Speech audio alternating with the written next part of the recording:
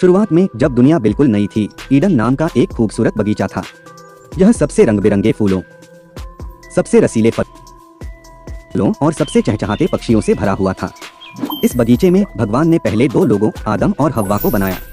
बगीचे में जीवन, खेल और आनंद के कभी न खत्म होने वाले दिन जैसा था। आदम और हव्वा ने इस अद्भुत जगह की खोज की, जानवरों के साथ बातें की, शानदार पेड़ों की छाया के नीचे आराम किया और बगीचे में अनगिनत पेड़ों के बीच सबसे मीठे फलों का आनंद लिया। अच्छे और बुरे के ज्ञान का पेड़ बाहर खड़ा था। परमेश्वर ने आदम और हव्वा को केवल एक ही नियम दिया था, इस पेड़ का फल मत खाओ। लेकिन जिज्ञासा एक शक्तिशाली चीज है। एक दिन एक डरपोक सांप हव्वा के पास आया। यह एक आकर्षक विचार फुसफुसाया, फल खाओ और तुम भगवान के समान बुद्धिमान हो जाओगे। आपको अच्छे और बुरे के बीच का अंतर पता चल जाएगा। फल बहुत आकर्षक, बहुत स्वादिष्ट लग रहा था और ज्ञान का वादा बहुत लुभावना था। ईव ने हाथ बढ़ाया, फल उठाया और काट लिया।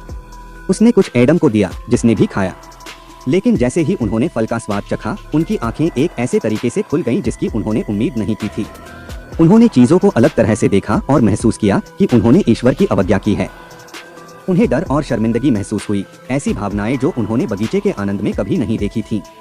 जब परमेश्वर को पता चला कि उन्होंने क्या किया है, तो वह उनकी अवज्ञा से बहुत दुखी हुआ। परिणाम स्पष्ट था, वे अब अदन में नहीं रह सकते थे। गार्डन छोड़ना कठिन था। अदन के द्वार उनके पीछे बंद हो गए और पहली बार उन्हें जीवन की कठोरता का दंश महसूस हुआ। ईडन के बाहर दुनिया उबड़-खाबड़ और जंगली थी।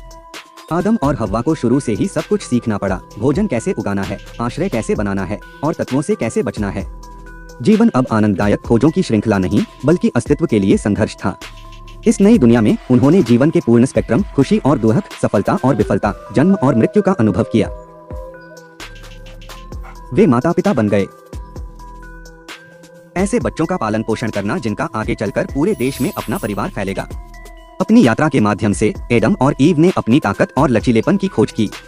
उन्होंने बढ़ती बुद्धिमत्ता के साथ प्रत्येक चुनौती का सामना किया, अनुकूलन करना सीखा, अधिक गहराई से प्यार करना और जीवन के क्षणभंगुर क्षणों को संजोना सीखा। उन्होंने अपने बच्चों को ईडन की कहानियां, अच्छे विकल्प चुनने और अपने कार्यों के परिणामों के साथ जीने का महत्व सिखाया। देखने के लिए धन्यवाद। अगले साहसिक कार्य में मिलते हैं।